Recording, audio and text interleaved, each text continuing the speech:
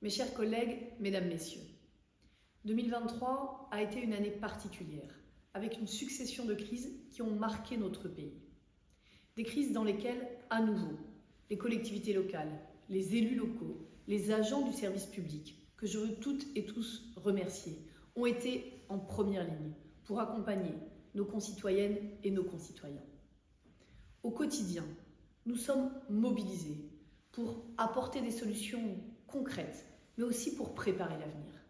Au quotidien, nous contribuons à faire vivre très concrètement un pacte républicain dont chacune, chacun, dans le respect de la diversité de nos sensibilités, sent bien aujourd'hui qu'il est fragilisé. Oui, nos grandes villes, nos grandes agglomérations, nos grandes métropoles sont en première ligne pour relever les défis que constituent la lutte contre le réchauffement climatique et la justice sociale.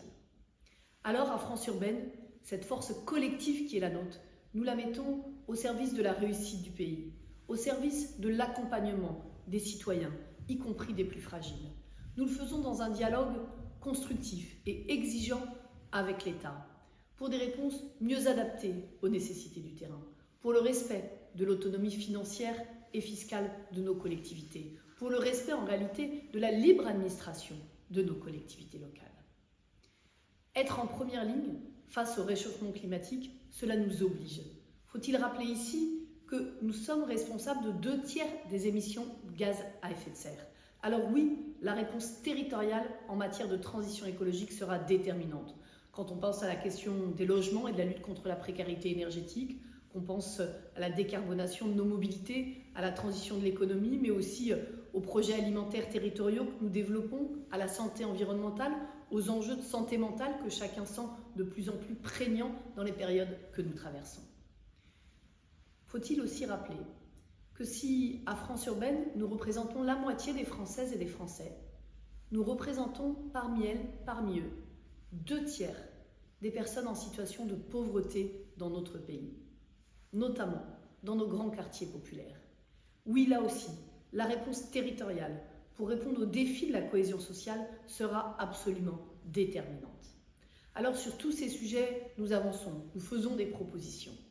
2024 nous donnera l'occasion de formuler ainsi des propositions particulières eu égard à la mission confiée à Éric Woerth pour une nouvelle étape de la décentralisation. Des propositions pour plus de solidarité et d'efficacité au service notamment de la transition écologique. Et puis 2024 sera une année particulière avec les élections européennes et l'opportunité pour France Urbaine de porter notre plaidoyer en faveur du fait urbain dans le projet européen.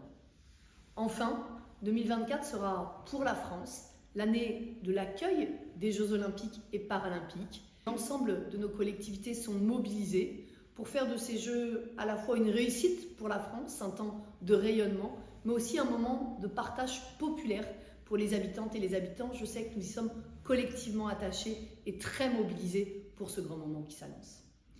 Mes chers collègues, au nom du Bureau exécutif de France Urbaine, je vous souhaite à chacune et à chacun une très belle année. À vous, à vos proches, à vos équipes aussi qui vous accompagnent au quotidien.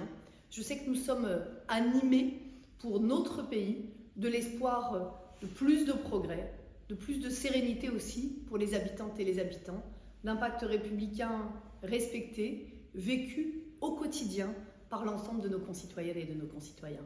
Bonne année à vous, prenez soin de vous.